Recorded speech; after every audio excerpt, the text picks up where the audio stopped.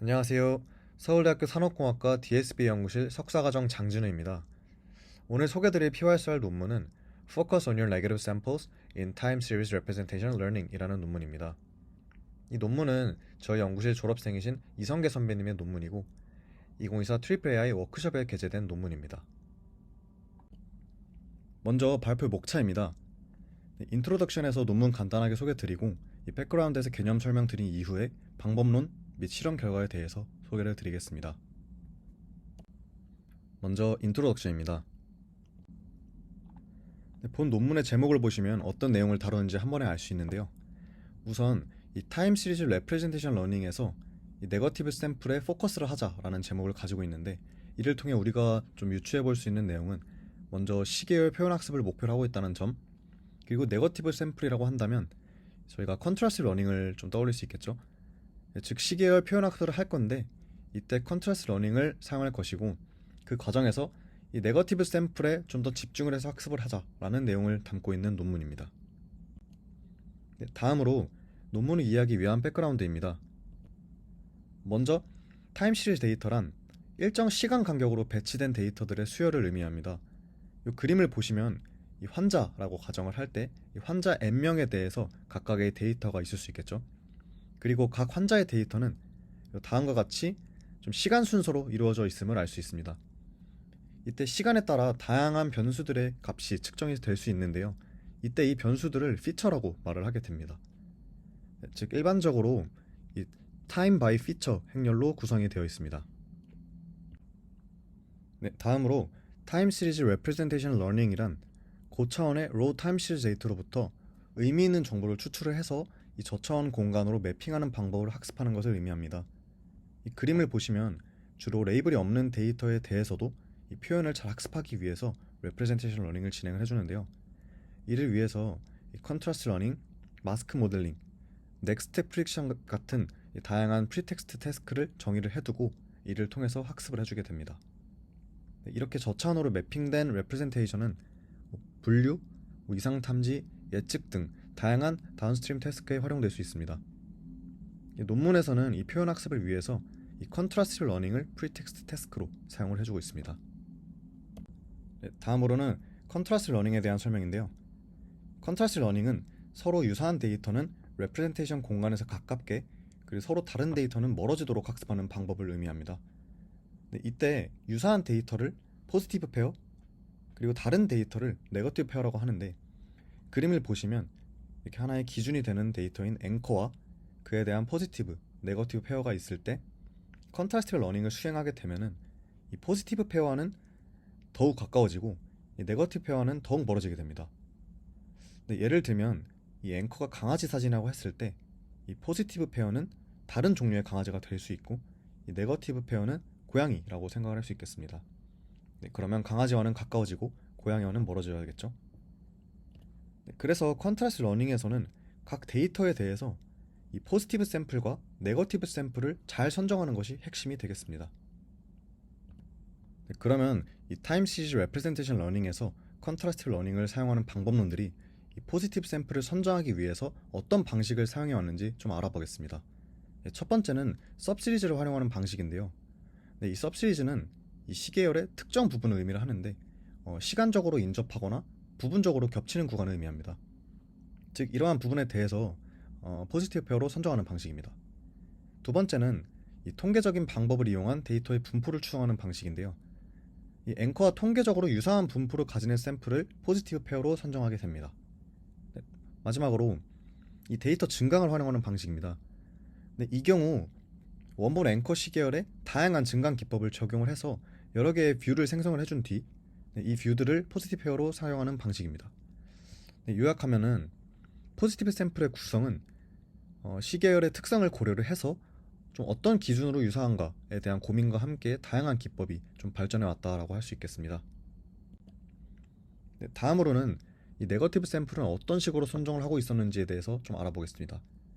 첫 번째 방식은 이 앵커와는 다른 데이터에 대해서 좀 랜덤하게 선택하는 방식이나 좀 단순히 시간이 다른 데이터를 선택해서 네거티브 샘플로 선정하는 방식이 있습니다. 두 번째는 이 대규모의 네거티브 샘플들을 메모리 뱅크에 저장을 해두고 사용하는 방식이 있고, 마지막으로 앵커로부터의 유클리드 거리가 큰 샘플들을 이 네거티브 샘플로 선택하는 방식이 있습니다. 사실 이런 네거티브 샘플의 구성은 주로 무작위성에 의존을 하거나 단순히 앵커와는 다른 샘플을 선택하는 방식으로 진행이 되었습니다. 이를 잘 생각해보면 이 포지티브 샘플을 선정하는 방식에 비해서는 굉장히 간단하다라고 할 수 있는데요. 오늘 리뷰할 논문도 이러한 점에 대해서 지적을 하면서 좀 연구를 시작하게 되었습니다. 이제 논문의 연구 모티베이션에 대해서 설명을 드리겠습니다.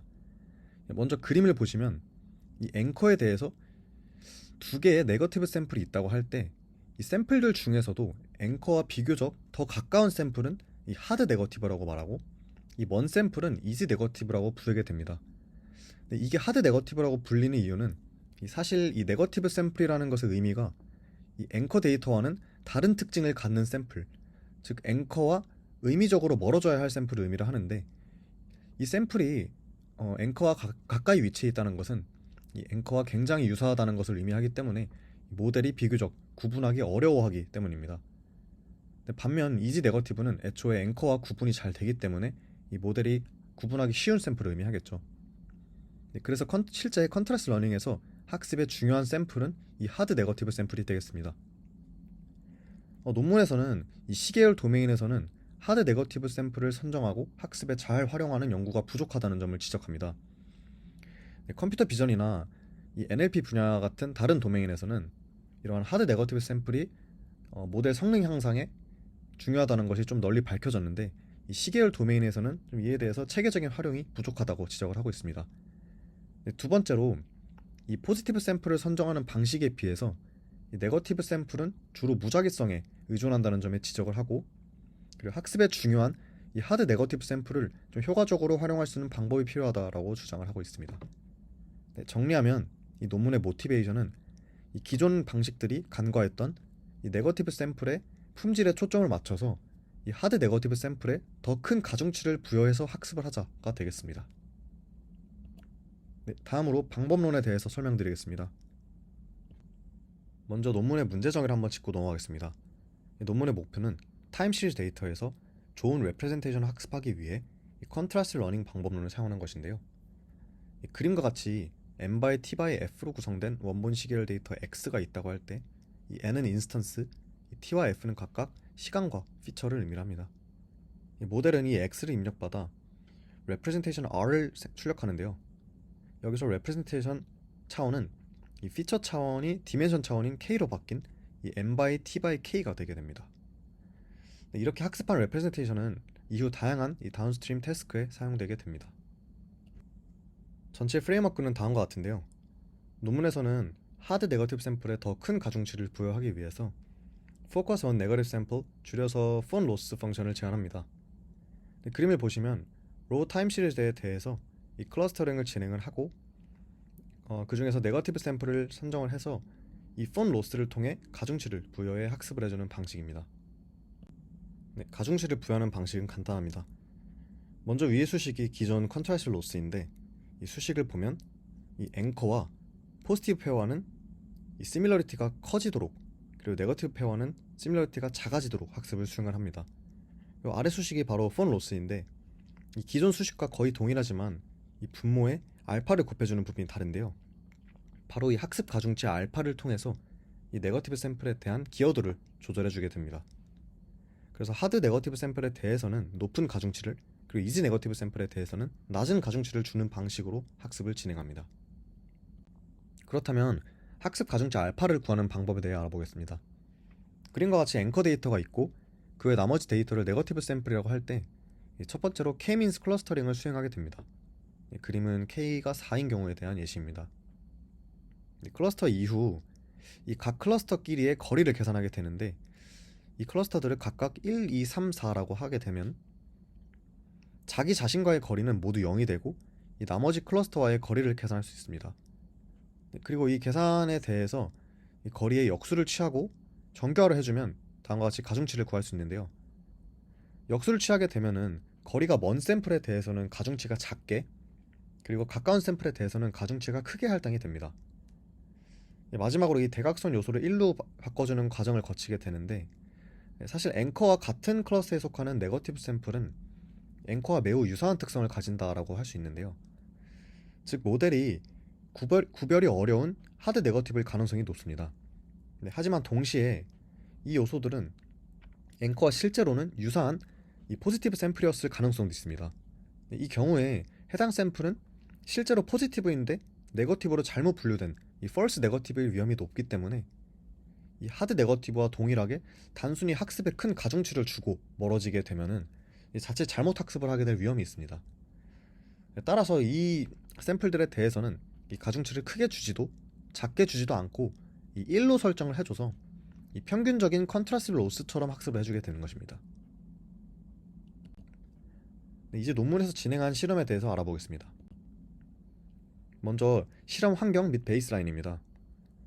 이 베이스라인은 기존의 타임 시리즈 표현 학습에서 이 컨트라스트 러닝을 사용한 3개의 모델로 사용해 주었고, 이 폰 로스를 사용하지 않은 경우와 사용한 경우에 대해서 각각 어큐러시, MSE, MA 성능을 비교해 주었습니다. 태스크는 크게 2개로 설정을 해줬는데, 첫 번째로 타임 시리즈 클래시피케이션은 이 유니베리에이트와 멀티베리에이트에 대해서 실험을 진행을 했고, 이 클러스터 수는 밸리데이션 어큐러시가 가장 좋았을 때 K로 선정을 해주었다고 합니다.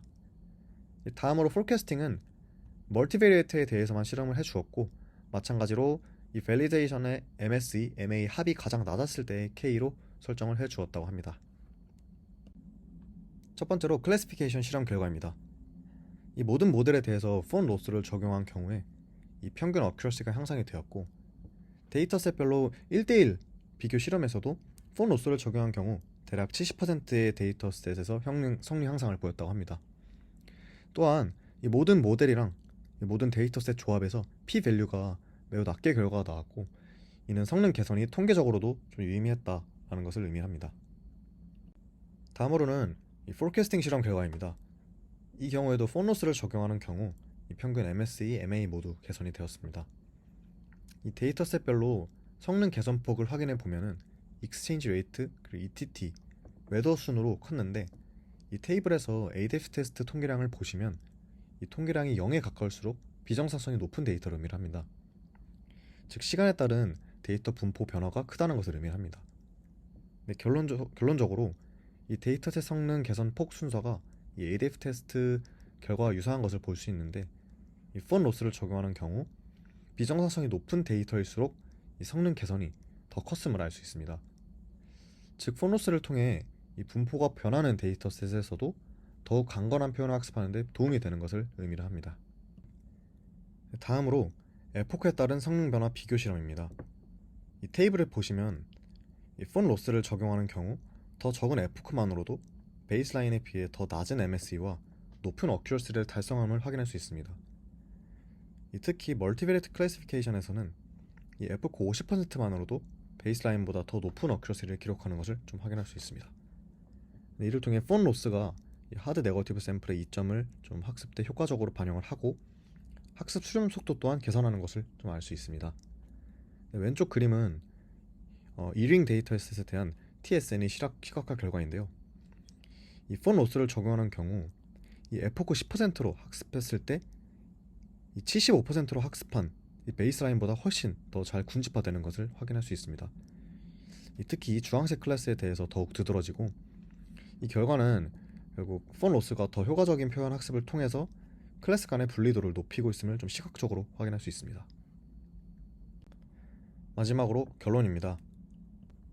논문에서는 시계열 데이터의 표현 학습을 위해서 컨트라스트 러닝 기법을 사용을 했고, 기존 연구가 간과하던 네거티브 샘플의 중요성을 고려를 해서 이 하드 네거티브 샘플에 대해서 더 큰 가중치를 부여하는 방식을 제안했습니다. 그래서 폰 로스를 사용할 경우 이 여러 태스크에서 성능 향상을 보였고, 특히 비정상성이 높은 데이터에 대해서도 강건하게 학습하는 모습을 보여줬습니다. 이상으로 발표 마치겠습니다. 감사합니다.